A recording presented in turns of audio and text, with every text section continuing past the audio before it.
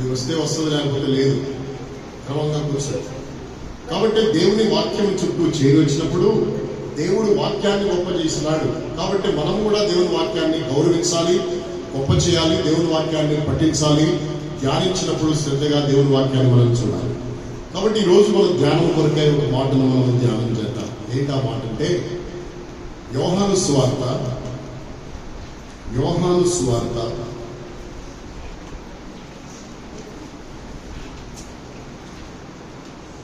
20వ అధ్యాయము 27వ వచనాన్ని చదువుతున్నాను. యోహాను సువార్త 20వ అధ్యాయము 27వ వచనాన్ని మనందరం కూడా కలిసి చదువుతాం. Johne's gospel chapter 20 verse 27. యోహాను సువార్త 20వ అధ్యాయము 27వ వచనాన్ని మనమందరం కూడా కలిసి చదువుతాం. పంచాయతీ చూడు, సరిగ్గా చూడాలి. ఇది చేయి చూసారు ఎలా ఉన్నాం, విమానం మొత్తం అయిపోతుంది.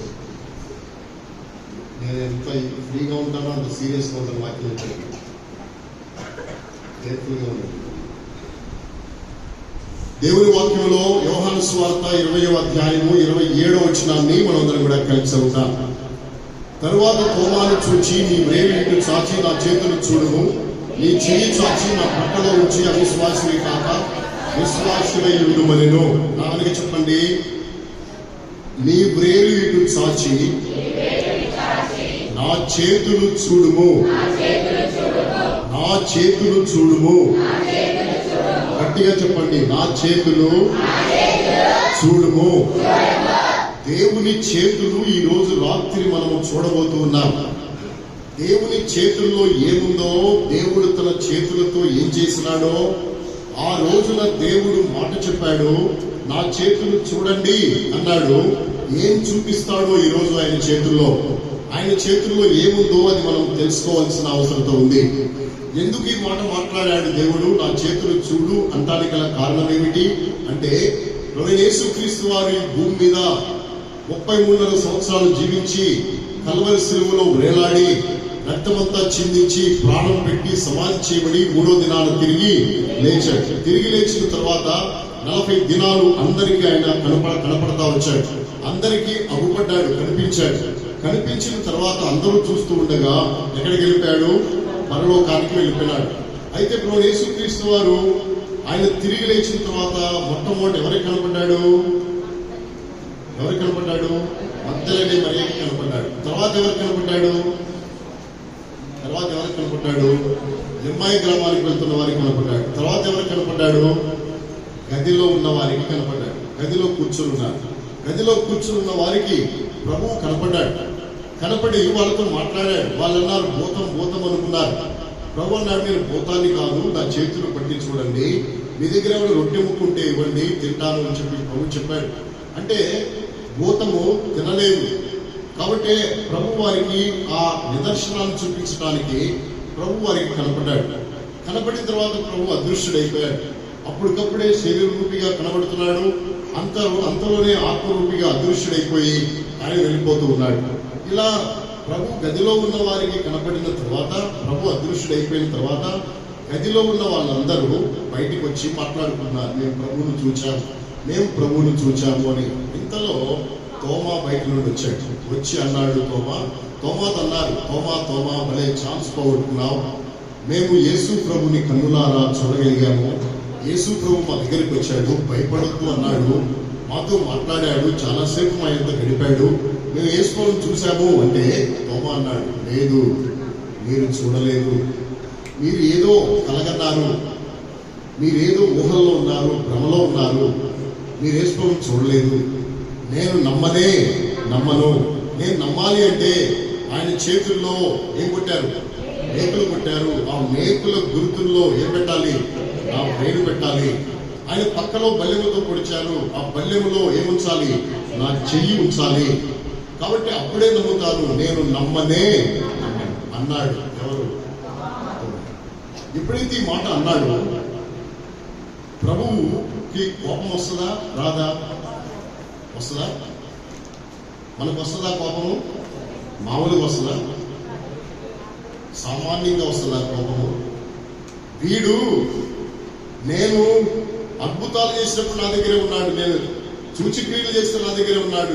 5 రొట్టెలు 2 చిన్న చేపలు పంచిపెట్టినప్పుడు తిన్నాడు. ఆ రొట్టెలన్నీ మోసుకెళ్ళినాడు. ఇప్పుడంట నన్నంట ఏం చేయడంట, నమ్మడంట, నమ్మడంట.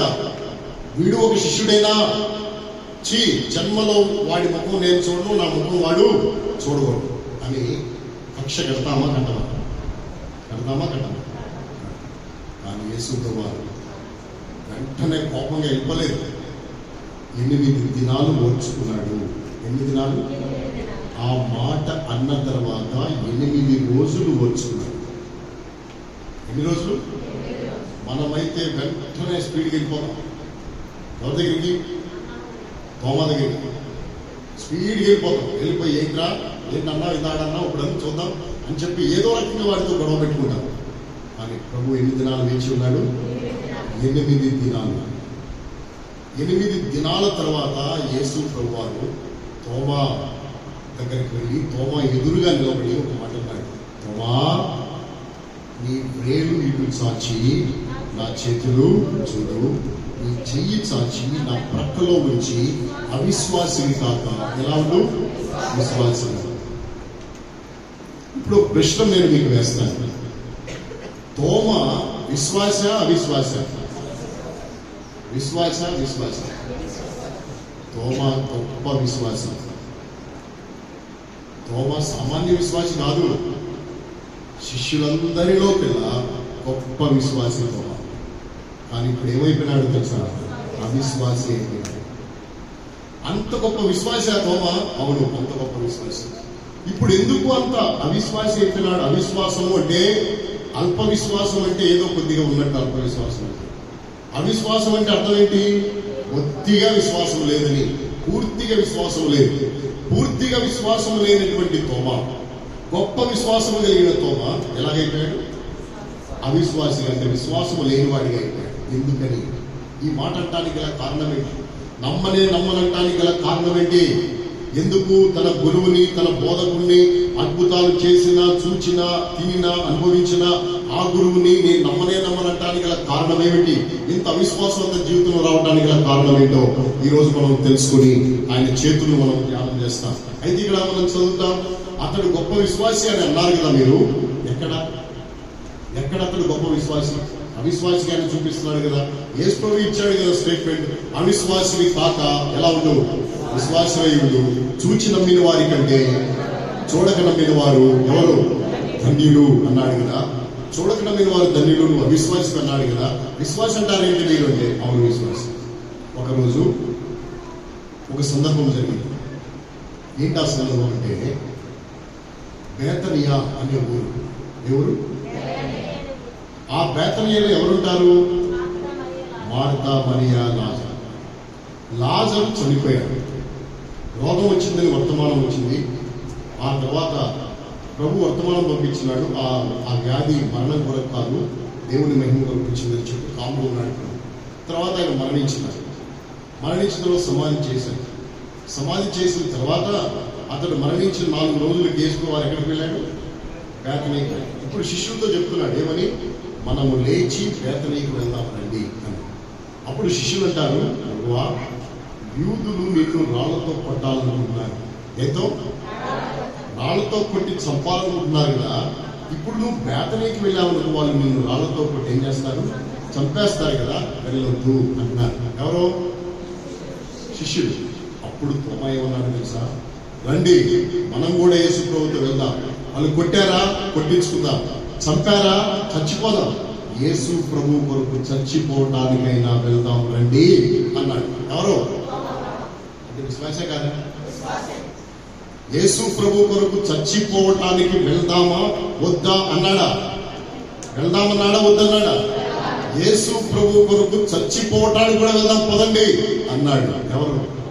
అంటే విశ్వాసే కదా, గొప్ప విశ్వాసి. రండి, యోహాను సువార్త,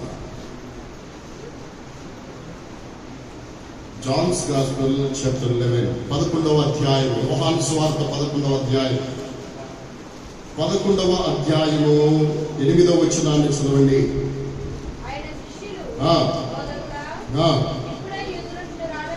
రాళ్లతో కొట్ట చూచుచుండిరే అక్కడికి తిరిగి వెళ్ళుదువా అని ఆయన అడిగిరి. అందుకు యేసు తర్వాత 16వ వచనం అందుకు ఆయనతో కూడా చనిపోవుటకు మనం వెళ్ళుదుమని తన తోడి శిష్యులతో చెప్పాను. ఆయనతో కూడా మనం చనిపోవడానికి వెళ్దాం పదండి అని తన తోడి శిష్యులతో చెప్పాడు. అంటే యేసు ప్రభు కొరకు చచ్చిపోవటానికి కూడా సిద్ధపడిన మనుషుడు ఎవరు? ఇంత విశ్వాసం కలిగిన వాడు. ఇప్పుడు నేను అడిగే ప్రశ్న ఏంటంటే, ఇంత గొప్ప విశ్వాసం, ప్రభు కొరకు ప్రాణాలు ఇవ్వటానికి కూడా వెనకాడని విశ్వాసం కలిగిన ఈ మనుషుడు నేను నమ్మననే స్థాయిలోకి దిగజారిపోవటానికి కారణం ఏంటి?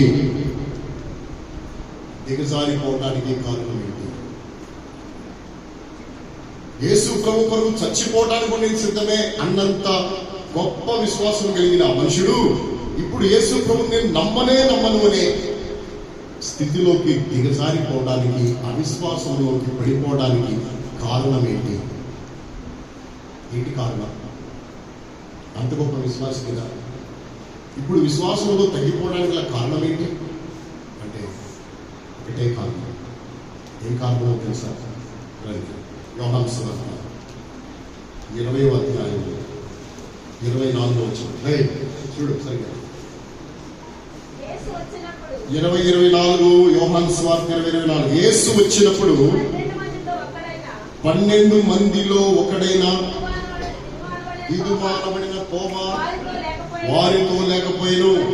చాలు. యేసు వచ్చినప్పుడు 12 మందిలో ఒకడైన దిదుమ అనబడిన తోమా వారితో అంటే అర్థమేంటో తెలుసా?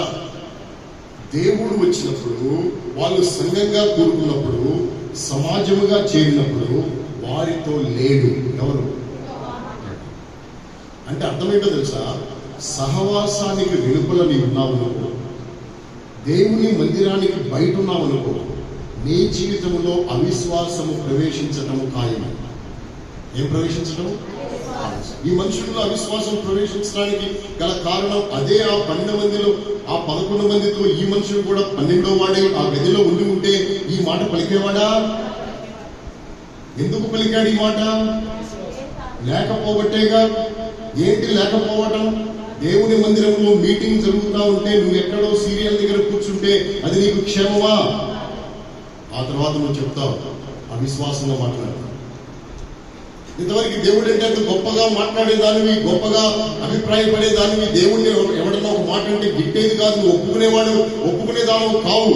ఈ రోజున దేవుడు ఏమన్నా నీకు చలనం లేకుండా ఉంది. కారణం ఏంటో తెలుసా? అవిశ్వాసం ప్రవేశించింది. కారణం ఏంటి? సంఘానికి, సమాజానికి, దేవునికి, దేవుని ప్రజలకు దూరం అయితే మన జీవితంలో ఏం ప్రవేశిస్తుందో తెలుసా? అవిశ్వాసం ప్రవేశిస్తుంది. ఇప్పుడు మీకు అర్థమైందా? అంత గొప్ప విశ్వాసి ఇంత గొప్ప అవిశ్వాసిగా అయిపోవడానికి గల కారణం ఏంటి?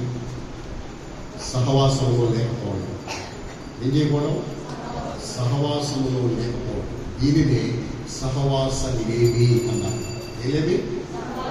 సహవాసం లేని వల్ల అంత ప్రమాదమా? అంత నష్టం వస్తుందా? చాలా నష్టం వస్తుంది. ఏదైనా నీకు అర్జెంట్ పని నుండి ఎక్కడికన్నా ఊరెళ్ళిపోతే, ఎక్కడికన్నా వెళ్ళిపోయి మీటింగ్ సమయానికి రాలేకపోతే అది వేరే లెక్క. కానీ ఇంటి దగ్గర ఖాళీగా ఉండి దేవుని మీటింగ్లను పోగొట్టుకుంటే నీ జీవితంలో లాభమా నష్టమా? నష్టం. అందుకే సహవాసానికి ఇప్పుడు ఏమై ఉండదు, దూరంగా ఉంటుంది. ప్రభు కూడా ఒక మాట అన్నాడు, నాకు వేరుగా ఉండి మీరేమీ చేయలేదు. ఆయనకు వేరుగా ఉండి మనం ఏం చేయలేదు. ఇప్పుడు మీరు అన్నారు కదా ఒక మాట, ఏమని సహవాసం ఉన్నప్పుడు సహవాసానికి వెలుపల ఉంటే నష్టం వస్తుందా అని మీరు చెప్తున్నారు కదా. అంటే నిజమే. ఈ ఒక్క ఉదాహరణే కాదు, బైబిల్లో చాలా ఉదాహరణలు తీసుకొచ్చి మీ దగ్గర గొప్పగా పోయగలం. అన్ని ఉదాహరణలు ఉన్నాయి. ఏంటి గొప్ప ఉదాహరణ? ఈ పరిస్థితిని స్థిరపరచడానికి ఒక ఉదాహరణ నేను మీకు తీసుకొస్తాను. ఎక్కడో పుస్తకాల్లో, లేకపోతే న్యూస్ పేపర్లో, లేదా అక్కడ ఇక్కడ యూట్యూబ్లో ఈ ఉదాహరణ అవసరం. బైబిల్లోనే కోపల్లలో ఉదాహరణలు ఉన్నాయి. అందులో ఒక ఉదాహరణ నేను మీకు తీసుకొస్తాను. రాజులందరూ యుద్ధానికి వెళ్ళారు. రాజులందరూ ఎక్కడికి వెళ్ళారు? రాజులు యుద్ధం చేసే వసంతకాలం అందరూ యుద్ధానికి వెళ్ళిపోయారు. 100 తీసుకుని యుద్ధానికి వెళ్ళారు. దావీదు యుద్ధానికి వెళ్ళాడు. ఎక్కడున్నాడు? మంచం మీద ఉన్నాడు. ఎక్కడున్నాడు? మంచం మీద నుండి ఎక్కడికి వెళ్ళాడు? మేడ మీదకి వెళ్ళాడు. మేడ మీదకి వెళ్ళి ఏం చేశాడు? దిక్కులు చూశాడు. దిక్కులు చూసి ఏమైంది? నష్టపోయినాడు. నష్టపోయి ఏం చేసినాడు? వ్యభిచరించినాడు. వ్యభిచరించి ఏం చేసినాడు? ఆమె గర్భవతిని వర్తమానం పంపిస్తే కవర్ చేసుకోవడానికి ప్రయత్నం చేశాడు. కవర్ చేసుకోవడానికి ప్రయత్నం చేసి భర్తను పిలిపించినాడు. భర్తను పిలిపించి నీకు సెలవిచ్చాను, ఇంటికి వెళ్ళిపో అన్నాడు. ఆయన మామూలుడు కాదు, సామాన్యుడు కాదు. ఇందాక నేను చెప్పాను, ఇందాక సేవకుల కూడికలో నేను చెప్పాను. ఏమన్నాడు తెలుసా? నా ఏలిన వాడైన యోవాబు అక్కడ ఉన్నాడు, దేవుని మందసం అక్కడ ఉంది, దేవుని సైన్యం అక్కడ ఉంటే నేను ఇప్పుడు ఇంటికి వెళ్ళి పండుకోవడానికి ఇది సమయమా? నేను పోను అన్నాడు. అంటే సహవాసాన్ని ప్రేమించాడు. ఎవరు? ఊరియా సహవాసాన్ని ప్రేమించి నేను పోను అని అతడు పోలేదు. పోకపోయినందుకు అభినందించాలి. నువ్వు ఇంత పట్టుదల కలిగిన వాడిని, నాకు నా సైన్యంలో ఉన్నందుకు నేను నిన్ను అభినందిస్తున్నాను, అభినందించాలి. కానీ ప్రతీకారంగా ఏం చేశాడో తెలుసా? అతను చంపించినాడు. భార్యను లాక్కున్నాడు, భర్తను చంపించినాడు. ఈ నష్టము జరగడానికి కారణం ఏంటి? ఇంత ఘోర పాతకానికి ఒడిగట్టడానికి, ఇంత ఘోరమైన దుశ్చర్య దుష్కార్యం చేయడానికి కారణం ఏంటి? అతడు యుద్ధానికి వెళ్ళుంటే, అందరితో కలిసితే, అందరు యుద్ధానికి వెళ్ళినప్పుడు అతను కూడా వెళ్ళుంటే ఈ పరిస్థితి, ఈ దుస్థితి అతనికి వచ్చేదా? కానీ జీవితంలో ఏడవని రోజు అంటూ లేదు దానికి. ఆ తర్వాత తన జీవితంలో ఏడుస్తూనే ఉంది. ఆ తర్వాత కుమార్తెను చెరిపేశాడు. సొంత అన్న కుమార్తెను చెరిపేసినాడు. సొంత కొడుకే తన ఉపపత్తులను పాడు చేసినాడు. సొంత కొడుకే దావీదును చంపడానికి తాను ప్రయత్నం చేసినాడు. ఎంత ఘోరమైన దుష్కార్యాలు జరుగుతూ వచ్చిన జీవితం అంటే సామాన్యంగా. ఎవరిని బట్టి? తాను చేస్తున్న పాపం. ఈ పాపం ఒడిగట్టడానికి గల కారణం ఏంటి? అతడు సహవాసంలో లేడు. ఇక్కడ లేడు. ఇంకో ప్రశ్న కూడా నేను మీకు వేస్తాను. ఇంకా ప్రశ్న అంటే, సరే వెళ్ళలేదు, బాగానే ఉన్నావు, మంచం మీద ఉన్నావు, నీకు ఒక అలవాటు ఉందిగా. నీకేముంది? అలవాటు ఉందిగా. ఏమలవాటు? ప్రార్థన చేశాను. ఎప్పుడెప్పుడు ప్రార్థన చేస్తాను? చూడండి, బైబిల్లో 55:17, కీర్తన 55:17. ఎప్పుడెప్పుడు ప్రార్థన చేస్తారు? కీర్తన 55:17. సాయంకాలమున, ఉదయమున, మధ్యాహ్నమున నేను ధ్యానించుచు మొరపెట్టుకొందును, ఆయన నా ప్రార్థన ఆలకించును. చాలు, ఇక్కడ మనం చదివాం. సాయంకాలమున, ఉదయమున, మధ్యాహ్నమున ధ్యానించుచు ఏం చేసుకుంటాను? మొరపెట్టుకుంటాను. దేవుడు నా ప్రార్థన ఏం చేస్తాడు? ఆయనకు అలవాటు ముమ్మారు ప్రార్థన చేయడం. సాయంకాలం ప్రార్థన చేయడం, ఉదయకాలం ప్రార్థన చేయడం, మధ్యాహ్నము ప్రార్థన చేయడం. ఇప్పుడు ఇతడు మేడ మీదకి వెళ్ళింది ఏ టైం అని? మేడ మీదకి వెళ్ళింది ఏ టైం? ఏంటమ్మా? మధ్యాహ్నమా, సాయంకాలమా, ఉదయమా? సరే, మీరు చాలా చెప్తారు. ఇంకా రండి, 2 సమూయేలు గ్రంథం 2 Samuel chapter 11, 11వ అధ్యాయం 2వ వచనం. ఒకానొక దినమున ప్రొద్దు గురుంకు వేళ పడక మీద నుండి లేచి మిద్దె మీద నడుచుచు పైనుండి చూచుండగా. చాలు. ఎప్పుడు? ఏ సమయం? ఈవినింగ్ అంటే ప్రొద్దు గుంపు వేళ, సాయంకాలమున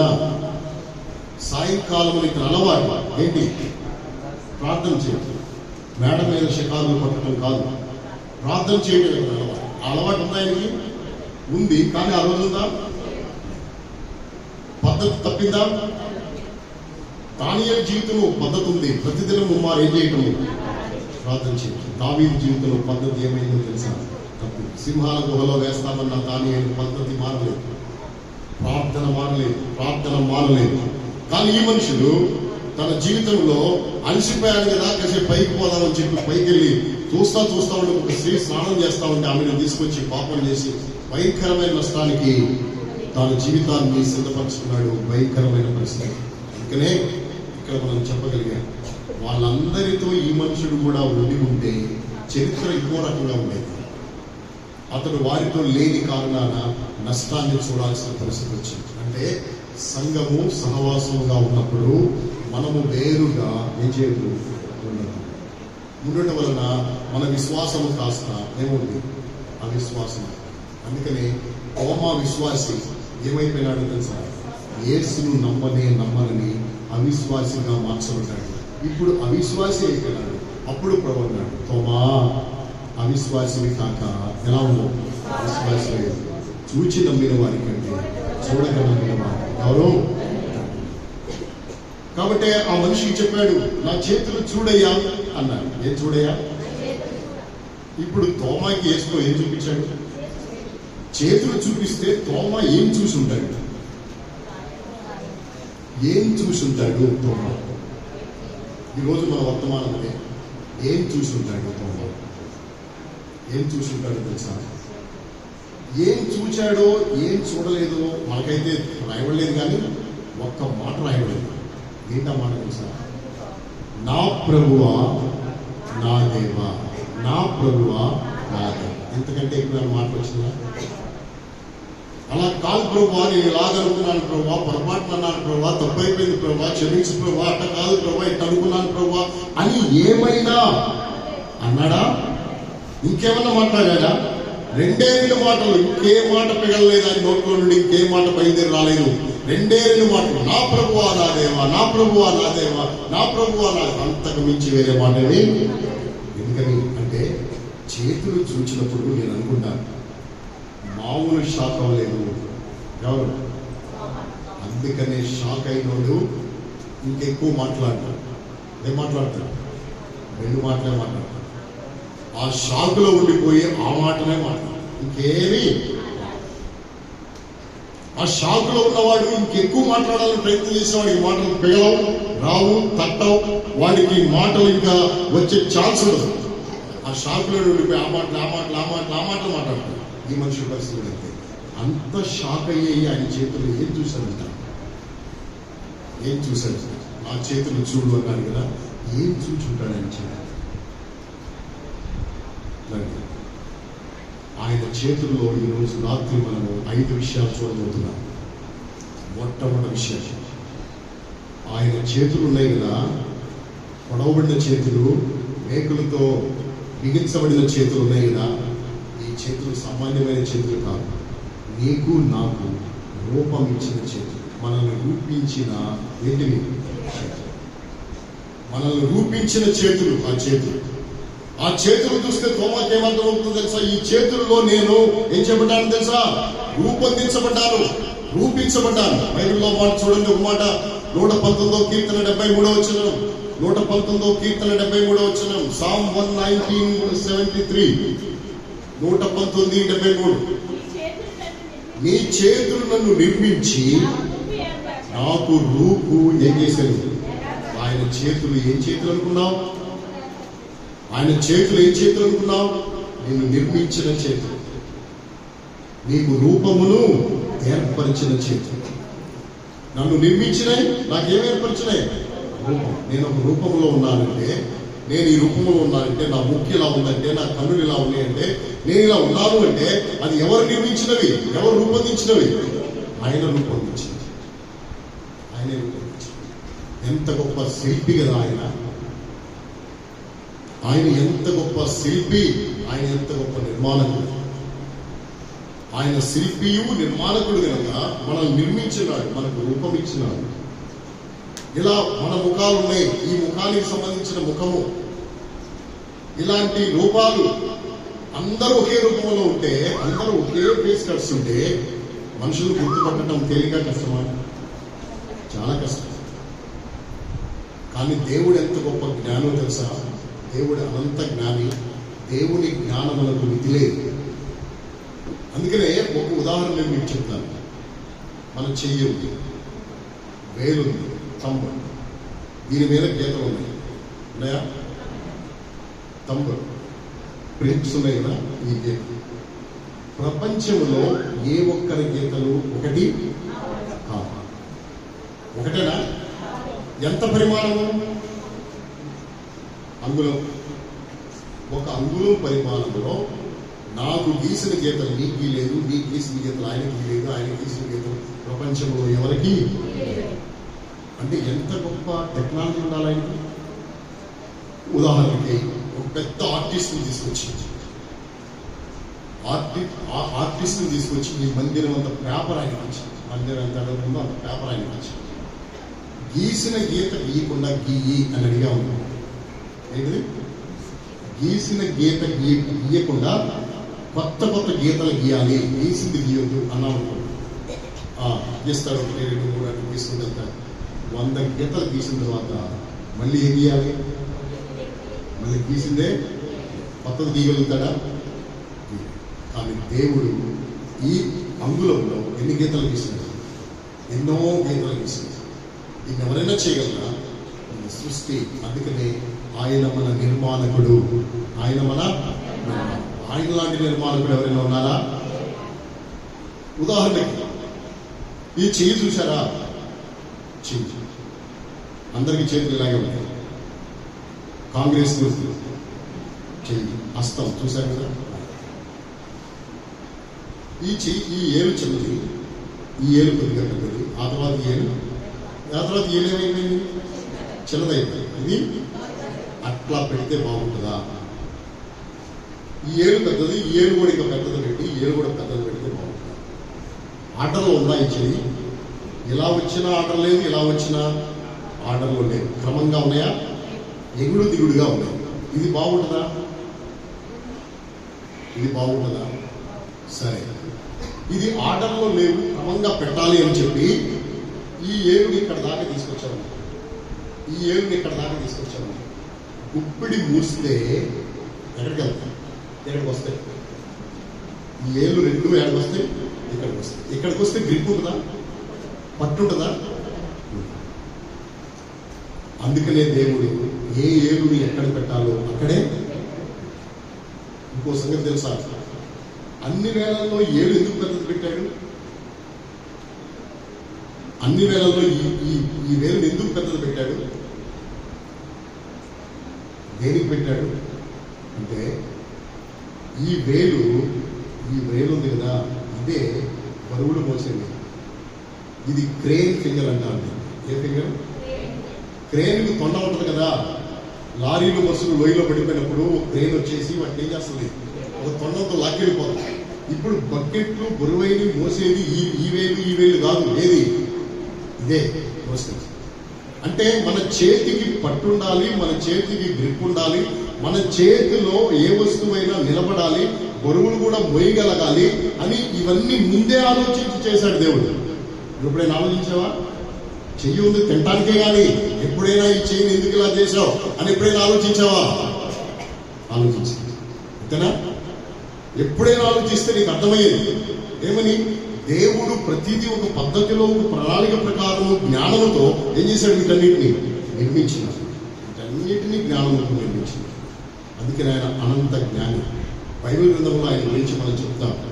నక్షత్రముల సంఖ్యలో ఆయన నియమించెను. నక్షత్రముల సంఖ్యలో ఆయన నియమించెను. వాటి కన్నీయు పేరులో పెట్టుచున్న వాడని, వాటి కన్నీయు పేరులో పెట్టుచున్న వాడని. దేవునికి స్తోత్రము గానము చేయుటయే మంచిది. దేవునికి స్తోత్రము గానము చేయుటయే మంచిది. ప్రభువు గొప్ప వాడును, అధిక శక్తి సంపన్నుడు.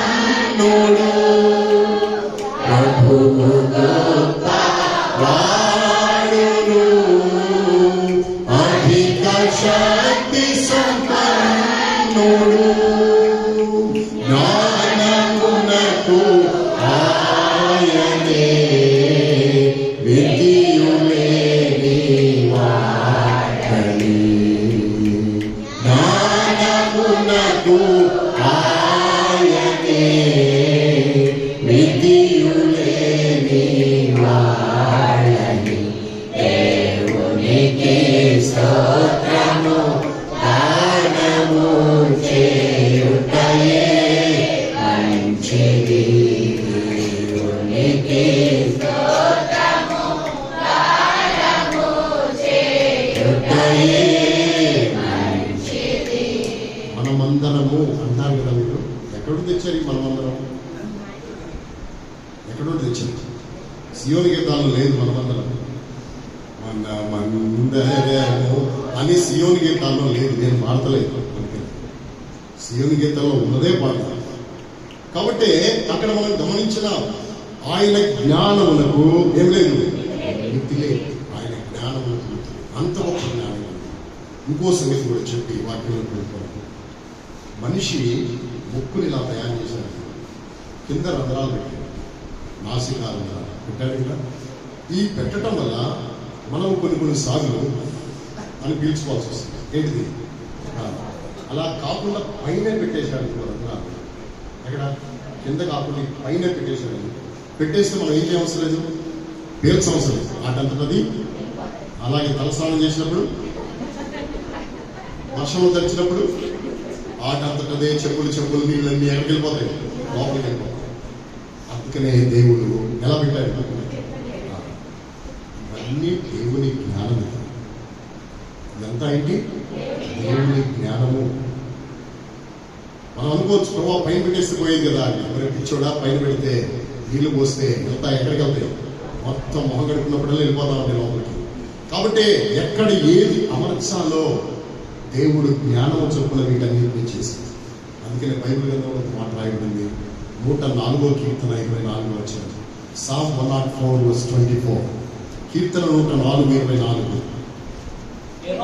యెహోవా నీ కార్యములు ఎన్ని విధములుగా ఉన్నవి, జ్ఞానము చేత నీవు వాటన్నిటిని నిర్మించితివి. నీవు కలుగజేసిన వాటితో భూమి నిండి ఉన్నది. జ్ఞానము చేత నువ్వు వాటన్నిటిని ఏం చేశావు? నిర్మించావు. దేవుడు జ్ఞానము చేత అన్నింటిని నిర్మించినాడు. ఆయన కలగజేసిన వాటితో భూమి నిండిపోయింది. ఇంత గొప్ప జ్ఞానము కలిగి మనల్ని నిర్మించినాడు. అందుకే ఇప్పుడు చెప్పు, నా చేతులు, నీ చేతులు నన్ను నిర్మించి నాకేం ఏర్పరిచినవి? రూపు ఏర్పరిచి. అంటే నీ చేతుల వల్ల నేను తయారు చేయబడ్డాను, నీ చేతుల వల్ల నేను రూపొందించబడ్డాను, నీ చేతుల వల్ల నేను నిర్మించబడ్డాను అని మనం గుర్తించాలి ఆయన చేతులు. రెండవదిగా ఆయన చేతులు ఇలాంటివి. రండి దేవుని వాక్యం నుండి హోషేయ గ్రంథము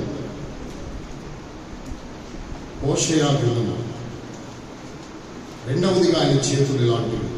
హోషేయ గ్రంథము 11వ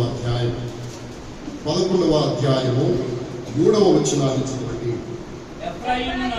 ఎఫ్రాయిమును చెయ్యి పట్టుకుని వానికి నడక నేర్పిన వాడను. ఈ విషయాన్ని జ్ఞాపకం పెట్టుకోండి. ఎందుకు ఈ విషయాన్ని మనం మాట్లాడుకోవాలంటే, ఎఫ్రాయిము యొక్క చెయ్యి పట్టుకుని వానికి ఏమి నేర్పాను? నేను నడక నేర్పాను. ఎఫ్రాయిముకేనా అందరికినా? ఎఫ్రాయిముకేనా అందరికినా? ఎఫ్రాయిముకేనా అందరికినా? అందరికీ. ఎలాగో వివరిస్తాను. ఆ వివరణ మీకు అర్థం కాకపోతే ఎఫ్రాయిం ఒక్కడికే అనుకుంటారు మీరు. ఆ వివరణ మనకు అవసరం. జాగ్రత్తగా వినండి. మనము నీ జీవితంలో గమ్యం ఏదో అనే పాట పాడాం. ఆ పాటలో మొదటి చరణంలో ఒక చక్కని విషయం రాయబడింది. ఏంటి ఆ విషయం అంటే, నా తల్లి గర్భంలో, నీ తల్లి గర్భంలో ఉన్నప్పుడే నిన్ను చూచే ప్రభు కన్నులు. ఎవరి కన్నులు చూస్తే? అంటే 3 విషయాలు నేను మీకు చెప్తాను. ఈ విషయాలను మీ హృదయాల మీద రాసుకున్నారనుకోండి. బాధలు వచ్చినా, శ్రమలు వచ్చినా ఈ మాటలు మిమ్మల్ని ధైర్యపరుస్తాయి. ఏంటి ఆ మాటలు అంటే, మీరెవరో యేసు ప్రభుకి తెలుసా, తెలీదా? ఎందుకని చేతులే మనల్ని ఏం చేసినవి, నిర్మించినవి, రూపొందించినవి. ఎలాగూ అంటే మొట్టమొదట పిండముగా ఉన్నప్పుడే నీ కన్నులు నన్ను చూచినయా? నియమింపబడిన దినములలో ఒకటైనా కాకమునిపై నా దినాలన్నీ నీ గ్రంథములో ఏం చేయబడ్డాయి, లిఖితమైనవి, రాయబడ్డాయి. అంటే పిండంగా ఉన్నప్పుడు ఆయన చూశాడు. రెండవదిగా నియమింపబడిన దినాల్లో ఒక్కట కూడా గడవక ముందే ఆ దినాలన్నింటినీ దేవుడు గ్రంథములో ఏం రాశాడు అంటే నా చరిత్ర రాసినాడు అక్కడ. మూడవదిగా ఈ మాట జ్ఞాపకం, మనము పుట్టినప్పుడు మన దగ్గరకు వచ్చాడు దేవుడు. ఎక్కడికి వచ్చాడు? నిజమా? నిజమా? ఏం చెప్పేస్తున్నారు మీరు? నిజమా? మనం పుట్టినప్పుడు వచ్చాడా? వచ్చాడు. ఎందుకు అంటే పిల్లోడు పుట్టినప్పుడు, పిల్ల కానీ శిశువు, చిన్నపిల్ల కానీ చిన్నపిల్లోడు కానీ పుట్టినప్పుడు బొడ్డు పోస్తారు. ఏం పోస్తారు? మంత్రస్వామి లేదా నర్సు వాళ్ళు ఏం చేస్తారు? ఎప్పుడు పోస్తారు? పుట్టిన తర్వాతలే, పట్టులో ఉన్నప్పుడు లాగేసి పోసేరు. పుట్టిన తర్వాతే. ఎప్పుడు పోస్తారు? బయటకు వచ్చిన తర్వాత పోస్తారు. బయటకు వచ్చిన తర్వాతే పోస్తారు. లోపల పోయడానికి అవదు. ఎప్పుడు పోస్తారు? ఎప్పుడు పోస్తారు తెలుసా? వాడు క్యార్ అని అరిచినప్పుడు, అరవకుండా ఏం పేరు? ఒడ్డుకాయ. వాడు ఏం చేయాలా? అరవాలి, ఏడవాలి. కొంతమంది పుడతా ఏడ్చేస్తారు. కొంతమంది పుట్టిన చాలాసేపు ఏమవరు, ఏడవరు. కాబట్టి ఏం చేస్తారంటే చల్లటి నీళ్ళు తీసుకొచ్చేవాడు ముఖం మీద పడతారు, అన్ని ఏడుస్తాడు. అయినా ఏడవరు. గట్టి పిండాలు ఉంటారు కొంతమంది, అని ఏడవరు. తర్వాత వాడిని గిల్లుతారు, అయినా ఏడవరు. వాడిని కాళ్ళు పైకి తీసుకుని కిందకు పెట్టి, తల కిందకు పెట్టి ఇలా ఊపుతారు. అప్పుడైనా ఏడుస్తాడు, అయినా ఏడవరు. ఆ ఏడ్చేదాకా వాడికి బొడ్డే చేయరు, కత్తిరించు. ఏంటి ఏడుపు కార్యక్రమం? ఏంటి పుట్టంగానే ఏడుపు కార్యక్రమం ఏంటి అని మీరు అనుకోవచ్చు. వాడు ఏడవాలి. వాడు ఏడవాలంటే దేవుడు రావాలి. దేవుడు రావటమే కాదు, బ్రతుకు అనాలి. అప్పుడు ఏడుస్తాడు. అప్పుడు మంత్రసాని ఏం వస్తుంది సార్? వస్తుంది. ఇది ఒక దేశం గురించి, ఒక జాతి గురించి సాదృశ్య రూపంగా ప్రభు చెప్పాడు. ఈ మాటని సాదృశ్య రూపకంగా చెప్పటమే కాదు, ఇది మనందరి జీవితంలో వాస్తవం. ఆయన బ్రతుకు అనకపోతే మనం ఏమో తెలుసా? బ్రతకము. నీవు పుట్టిన నాడు నీ నాభి సూత్రము కోయబడలేదు, శుభ్రము ఉంటకు వాళ్ళు నీళ్లు రాయకపోయి, బట్ట చుట్టకపోయి, చేయవలసిన పనుల్లో ఒకటైనా చేయగా నీ యందు కటాక్షించిన వాడు, జాలిపడినవాడు ఒకడు లేకుండా నువ్వు బయట నేలలో పారవేయబడి చూడ అసహ్యంగా ఉంటుంది. అప్పుడు రక్తంలో పొరలాడుచున్న నిన్ను చూచి నీ వద్దకు వచ్చి బ్రతుకు అన్నా. అప్పుడు నువ్వు బ్రతికావు. రండి, యేసయ్య గ్రంథం 16వ అధ్యాయం. యేసయ్య గ్రంథం 16వ అధ్యాయం 16వ అధ్యాయం 4వ వచనాన్ని చదవండి. 4, 5, 6 వచనాలు. అందరం కలిసి వెళ్తే మంచిది అనుకుంటాను. బైబిల్ కలిగిన వారందరూ బైబిల్ గ్రంథాన్ని తెరిచి 16, 4, 5, 6 వచనాలు మనందరం కలిసి చదువుతాం. నీ జనన విధము చూడగా పుట్టిననాడు నీ నాభి సూత్రము కోయబడలేదు, శుభ్రము మీ ఇళ్లతో కడగబడము లేదు. వారు నీ ముప్పు రాయకపోయి, పట్ట చుట్టకపోయి, ఈ పనుల్లో ఒకటైనా నీకు చేయవలని వాళ్ళు కటాక్షింపలేదు. నేను జాలిపడిన వాడు ఒకడు లేకపోయాను. నువ్వు పుట్టిన నాడే బయట నేలను పారవేయబడి చూడ అసహ్యంగా ఉంటుంది. అయితే నేను నీ యొద్దకు వచ్చి రక్తంలో పొరుచు నేను చూచి నా రక్తంలో పొడిను నువ్వు బ్రతుకుమని నీతో చెప్పుతుంది. నీవు నీ రక్తంలో పొడిన బ్రతుకుమని నీతో చెప్పి. తల్లి కాళ్ళ దగ్గరే రక్తములు అంటే మాయలో ఉన్నప్పుడే, మాంసం ముద్దగా బయటకు వచ్చినప్పుడే నేను నీ యొద్దకు వచ్చి నేను అన్నాను. ఏమన్నాను? బ్రతుకు అన్నా. అప్పుడు నువ్వేమో తెలుసావా అంటే, నువ్వు ఆర్ఎస్ఎస్ అయినా, నువ్వు విశ్వ హిందూ పరిషత్ అయినా, నువ్వు శివసేన అయినా, నువ్వు శివశక్తి అయినా, నువ్వు ఏ శక్తి అయినా, నువ్వు ఎలాంటి వాడివైనా, నీ జననప్పుడు దేవుడి దగ్గరకు వచ్చాడు. నువ్వు బ్రతుకు అన్నాడు. అప్పుడు ఏమయ్యో తెలుసా? బ్రతికా. అందుకనే దేవుడిని జన్మకు దేవునికి సంబంధం ఉంది. దేవుడే మనలను ఏం చేశాడో తెలుసా? పుట్టించినాడు. దేవుడు మనల్ని పుట్టించినాడు.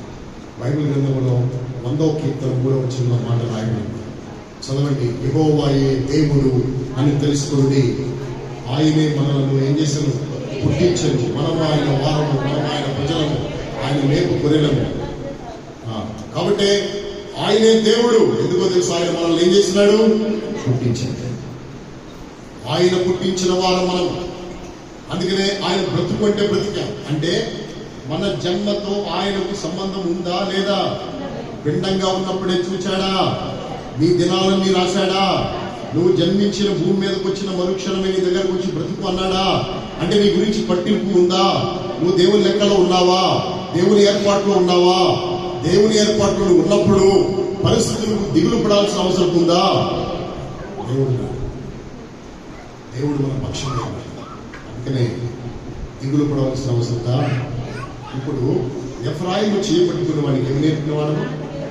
నడక నేర్పిన వాడని నేనే అన్నాడు. ఎలాగంటే ఫస్ట్ ఆఫ్ ఆల్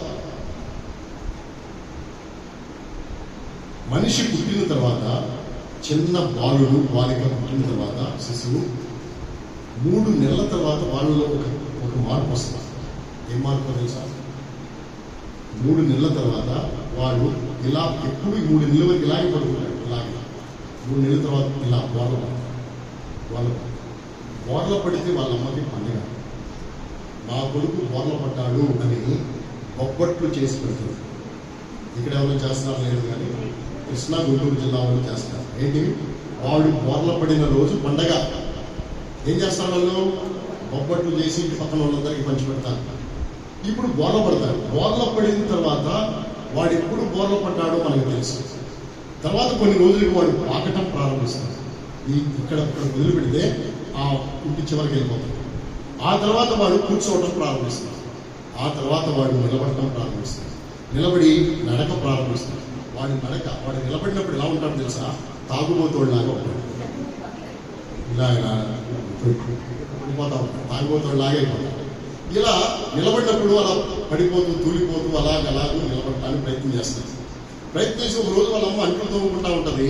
ఈ లోపు వీడు జాయిగా నడుచుకుంటూ వచ్చేస్తాడు. వాళ్ళ అమ్మ చూసి అబ్బో నా కొడుకు నడిచేస్తున్నాడని సంతోషపడిపోతాడు. ఆ రోజు నడకలో వాడు నడిచే పొజిషన్ చూడండి. ఒకసారి ఎలా నడుస్తాడు తెలుసా?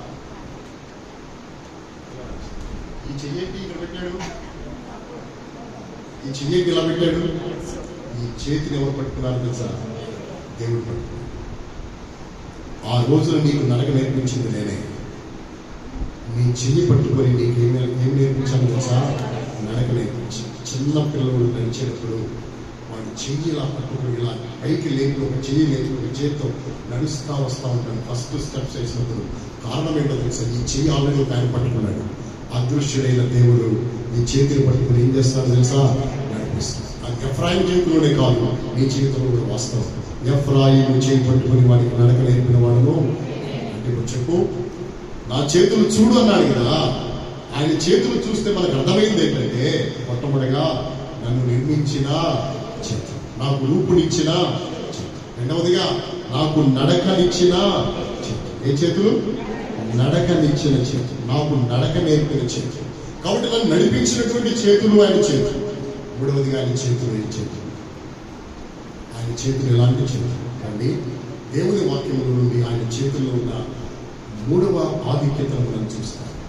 దేవుని వాక్యముల నుండి యోహాను సువార్త 10వ అధ్యాయం, జాన్స్ గాస్పెల్ చాప్టర్ 10. యోహాను సువార్త 10వ అధ్యాయము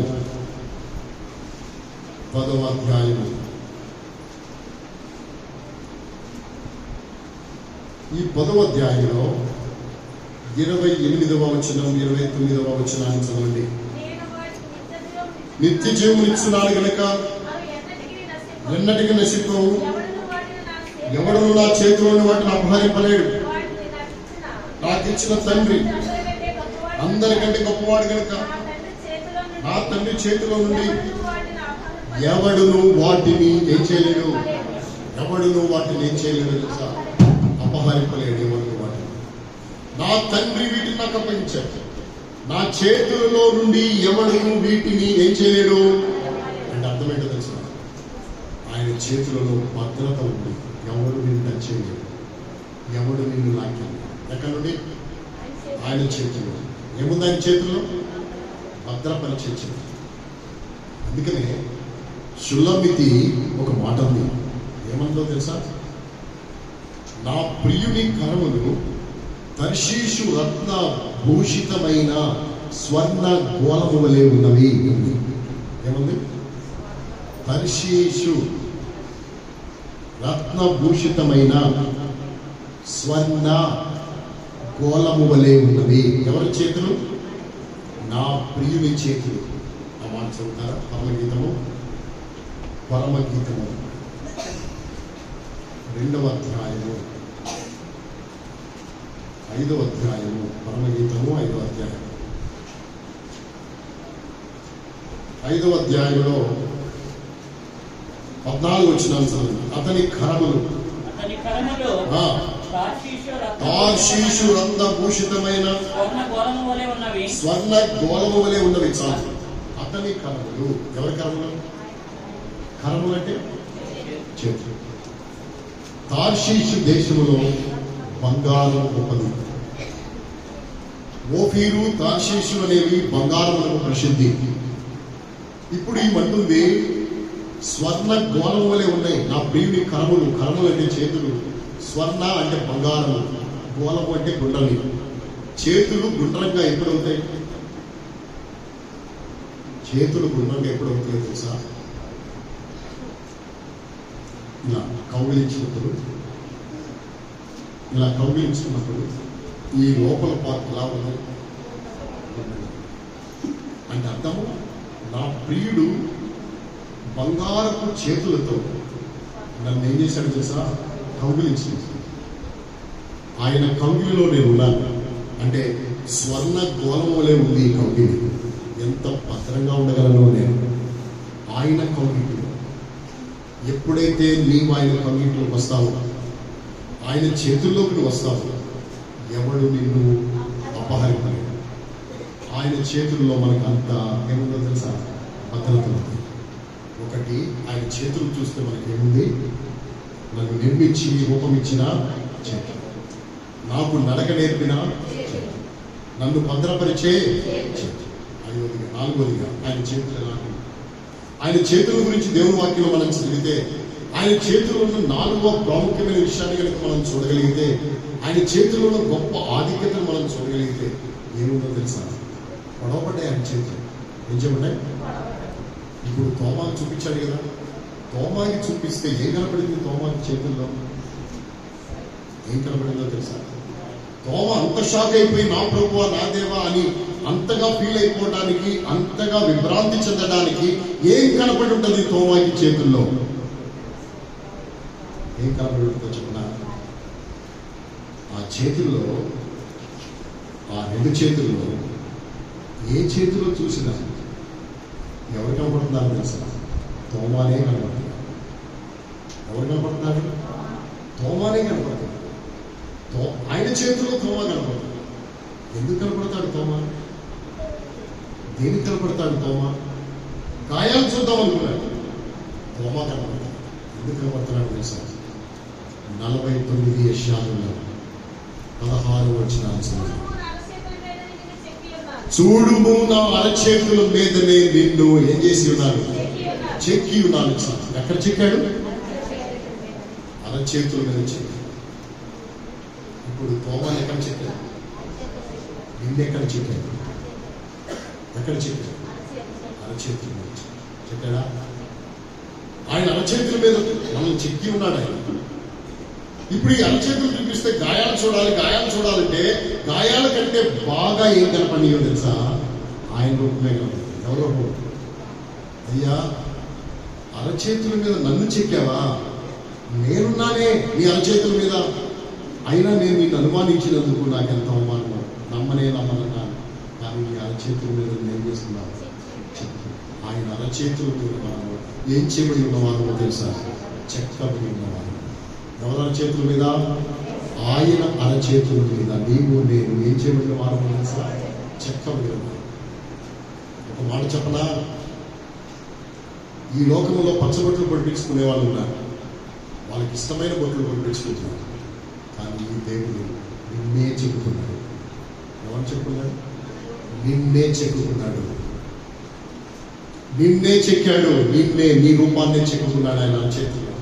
ఆయన అరచేతులు చూపిస్తే నువ్వే కనపడతావు. తోమాను చూపిస్తే తోమ కనపడతాడు. నాకు చూపిస్తే నేను కనపడతా. అందుకే అంటున్నాడు నా చేతులు చూడు అంటున్నాడు. ఆయన చేతులు చూస్తే నువ్వే కనపడతావు. ఇలా నా తల్లి నన్ను చెప్తుందా, నా తండ్రి చెప్తున్నాడా, నా భార్య చెప్తుందా, లేదా నా భార్య యొక్క రూపాన్ని నేను చెప్తున్నానా? లేదే, నా ప్రభువు నన్ను చెప్తున్నాడు. ఎక్కడ? ఎంత ప్రేమ కలిగిన వాడు. ఇలాంటి అరచేతుల మీద చెప్పుకుంటే, ఇలాంటి అరచేతుల్లో మనల్ని భద్రపరిస్తే, ఆయన చేతుల్లో మనల్ని భద్రంగా ఉంచాడు. అందుకనే నా చేతుల్లో నుండి ఎవడు వాటిని ఏం చేయలేడు తెలుసా? అపహరింపలేడు. ఎవడు వాటిని దొంగిలించలేడు. ఎవడు వాటిని తీసుకుని పోలేడు. అంతగా దేవుడు తన అరచేతుల మీద చెప్పుకొని మనల్ని ఏం చేశాడు? భద్రపరిచాడు. తిరిగి ఆయన చేతులు చాపాడు. ఎవరి కోసము? లోబడలోని ప్రజల వైపు దినమెల్లా ఏం చాపాడు? చేతులు చాపాడు. చేతులు చాపితే ఆ చేతుల్లో వాళ్ళు ఏం చేశారు తెలుసా? మేకులు పెట్టారు. తల మీద ముళ్ళ కిరీటం పెట్టారు. పక్కలో బల్లెముతో పొడిచారు. కాలంలో మేకులతో బంధించినారు. భయంకరంగా హింసించబడ్డాడు పాపం. ఆయన చేతులు కాళ్ళు మన కొరకు ఏం చేయబడ్డాయో తెలుసా? పొడవబడ్డాయి. ఆయన పొందిన దెబ్బల వలన మనకేమొస్తుంది? స్వస్థత వస్తుంది. నా చేతులే గాయము చేయను, నా చేతులే స్వస్థపరచును, గాయము కట్టను. ఆయన చేతులు గాయపరిచే చేతులే. అయితే ఆ చేతులు ఏం చేసే చేతులు? స్వస్థపరిచే చేతులు. గాయము కంటే చేతులు. అలాంటి చేతులు ఆయన చేతులు. అందుకే ప్రభు అంటాడు, ఈ రాత్రి నా చేతులను చూడు. ఆయన చేతులను చూస్తే ఏముందో తెలుసా? నీ జీవితంలో ఏముంది? భద్రత మాత్రమే కాదు, స్వస్థత ఉంది. ఆయన చేతులు ఏముంది? స్వస్థపరిచే చేతులు. గాయము కంటే చేతులు. అత్తేసి యోబు గ్రంథం 5వ అధ్యాయం, బుక్ ఆఫ్ జోబ్. యోబు గ్రంథము 5వ అధ్యాయము 18వ వచనాన్ని చదవండి. ఆయన గాయపరిచి గాయమును కట్టును, ఆయన గాయము చేయను, ఆయన చేతులే ఏం చేయను? ఆయన చేతులే నిన్ను స్వస్థపరిచే చేతులు. అందుకే నేను కాయ వచ్చాను, ప్రభు నీకు ఇష్టమైతే నన్ను ఏం చేయి? ప్రభు నాకు ఇష్టమే, చేయి చాపాడు. ఆయన కొరకు ఒక్క చేయి చాపాడు. నీ కొరకు నా కొరకు ఎన్ని చేతులు? నిన్ను చేతులు చాపాడు. నిన్ను స్వస్థపరచటకు, నిన్ను రక్షించటకు, నిన్ను ఉద్ధరించటకు. ఆ కుష్ఠరోగి కొరకు ఒక్క చెయ్యి, నీ కొరకు నా కొరకు ఎన్ని చేతులు?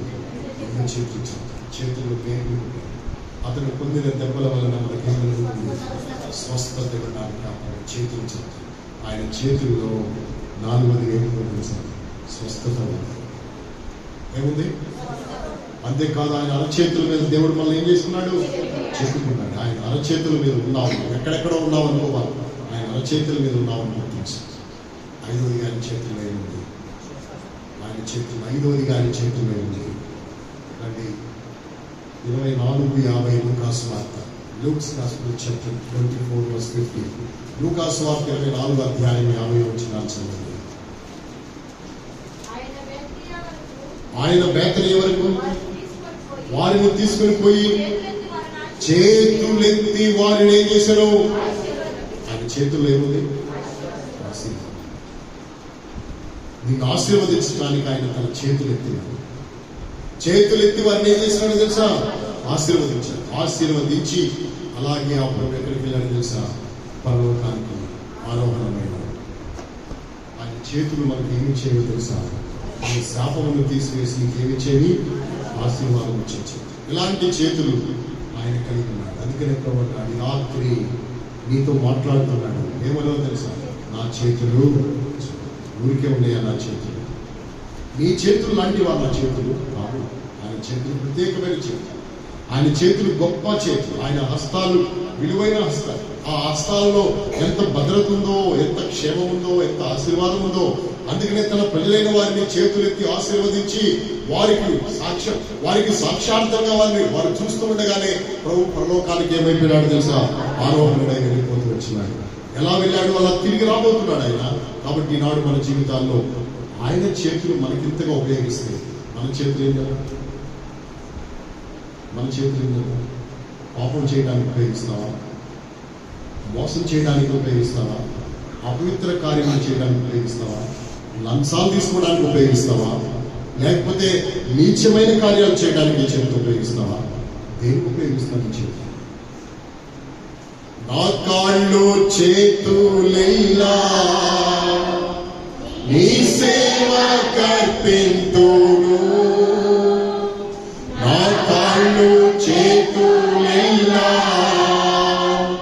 నీ అర్పింతును నా నాలుక నిత్యము నిన్ను స్తుతింప నిమ్ము నా నాలుక నిత్యము నిన్ను స్తుతింప నిమ్ము మనసారా ప్రేమింతు నిన్ను ప్రభువా నీకే మహిమా ఘనత మనసారా ప్రేమింతు నిన్ను ప్రభువా నీకే మహిమా ఘనత నా సర్వమైన ప్రభు అర్పించుకుందు నీకై అంగీకరించు నేడే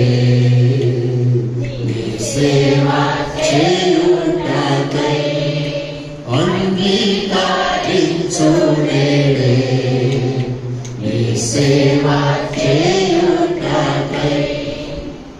నా కాళ్ళు చేతులు ఎవరు కనిపిస్తారు? నీ సేవ కనిపిస్తారు. నీ పని చేస్తాను, నీ ఇంటిలో పని చేస్తాను, నీ మహిమ కొరకు పని చేస్తాను. నీ కొరకే నా చేతులను ఉపయోగిస్తాను, నా కాళ్ళు ఉపయోగిస్తాను. నీ చేతులు నా కొరకు ఎంతగా ఉపయోగించావు కదా. దేనికి ఉపయోగించినాడు? నీ జీవిత మనుగడకి ఆయన చేతులే కారణం. నీవు ఇలా ఉండటానికి ఆయన చేతులే కారణం. నీవు ఇలా జీవించడానికి ఆయన చేతులే కారణం. ఎందుకు? ఒకటి, నన్ను నిర్మించి నాకు ఏమిచ్చినవి రూపమిచ్చింది. నన్ను చేపట్టుకుని నాకేమి నేర్పించినది? నడక నేర్పించినది. 3, నన్ను ఆయన చేతుల్లో ఏం చేశాడు? ఆయన చెక్కుకున్నాడు, భద్రంగా ఉంచుకున్నాడు, భద్రంగా చూసుకుంటున్నాడు. 4, ఆయన చేతుల్లో స్వస్థత ఉంది. ఆయన చేతులు నా కొరకే పొరవబడ్డాయి, నా కొరకాయ ఆయన స్వస్థత ఇస్తున్నాడు.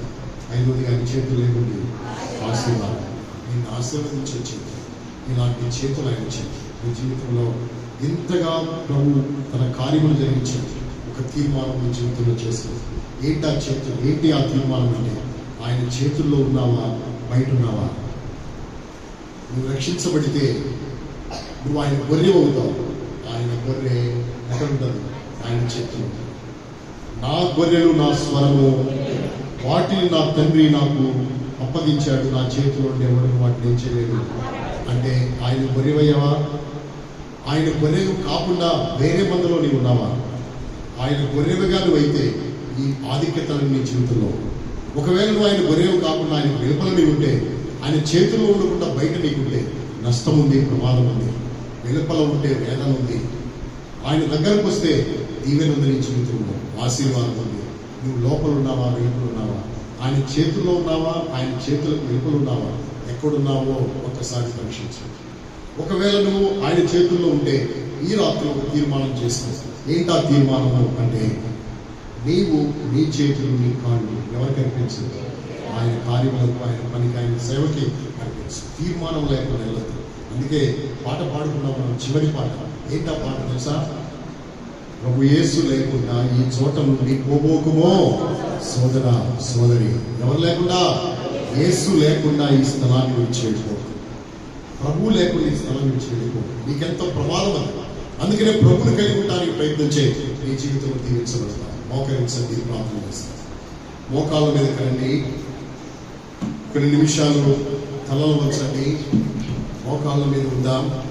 దేవుని వాక్యము నీకు వినిపించబడింది. జీవము గల దేవుడు తన మాటలు నీకు వినిపించినాడు. తేటగా స్పష్టముగా నీతో మాట్లాడుతూ వచ్చాడు. ఆయన మాటలు అర్థము కానివి కావు.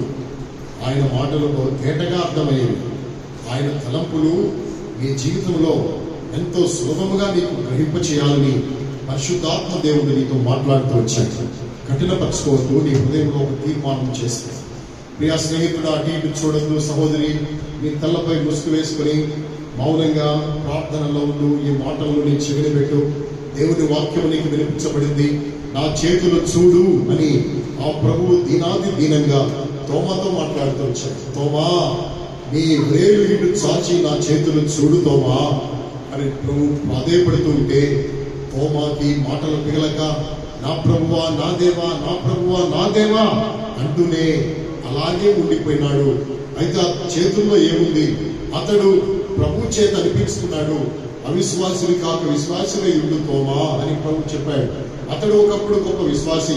అవిశ్వాసి ఎందుకైనాడో దేవుని వాక్యంలో విన్నాం. అతడు సహవాసంలో లేకపోయిన కారణాన అతడు అవిశ్వాసిగా మార్చబడ్డాడు అని. నీ జీవితంలో నువ్వు సహవాసానికి దూరంగా ఉండకుండా, దేవునికి దూరంగా ఉండకుండా, దేవునికి దూరం అవ్వకుండా, దేవునితో సహవాసము, దేవుని ప్రజలతో సహవాసము, దేవునితో సహవాసం కలిగి ఉండేదానికి నువ్వు ప్రయత్నించు, ప్రయాసపడు. తద్వారా విశ్వాసంలో కొనసాగటానికి నీకు అది దోహదపడుతుంది. తిరిగి ప్రభువు నా చేతులు చూడు అని చెప్పినాడు. చేతులు చూస్తే ఏముంది? ఆ చేతులే నిన్ను నిర్మించినవి, నీకు రూపం ఇచ్చినవి. ఇలాంటి రూపములో ఈ ముఖము కలిగి ఉన్నామంటే అది ఆయన రూపొందించిన, ఆయన రూపించిన రూపమే.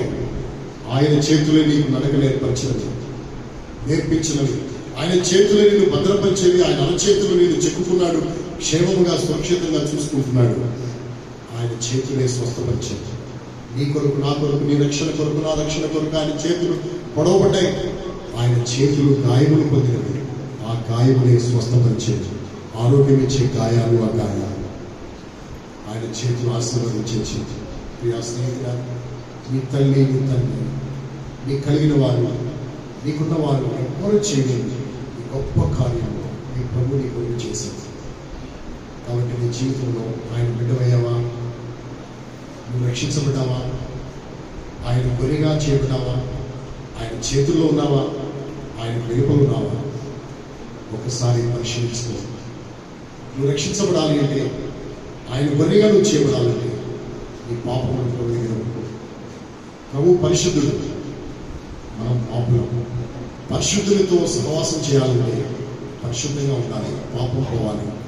పాపం పోగొట్టడానికే పరిశుద్ధుడి లోకానికి వచ్చాడు. రక్తం చెందించిన ఆ రక్తమే నీ పాపములను తీసివేస్తుంది, నేను పరిశుద్ధునిగా చేస్తుంది. నువ్వు పరిశుద్ధులు అయితే దేవునితో సదాకాలం ఉంటావు. ఆయన చేతుల మీద చెక్కబడతావు. ఆయన చేతుల్లో, ఆయన కౌగిట్లో భద్రంగా ఉంటావు. నిన్నెవరు టచ్ చేయలేరు. అపవాది కూడా నిన్ను ముట్టలేడు. ఎవరు నీ జోలికి రాలేరు. కాబట్టి నీ జీవితంలో ఎంతో క్షేమంగా, భద్రంగా, సుఖంగా, సౌఖ్యంగా ఉండగలుగుతావు. అందుకని ఆయన కుడి చేతులు నిత్య సుఖాలున్నాయని రాయబడింది. ఈ గొప్ప ఆధిక్యత నీ జీవితంలో కలిగి వస్తుంది. నీ జీవితంలో పొందేదాని కొరకు ఈ రాత్రి నీ జీవితంలో నీ పాపాలతో వాళ్ళను నీ గొర్రెగా చేసుకో. నీవు నాకు కాపరిగా ఉన్నావు.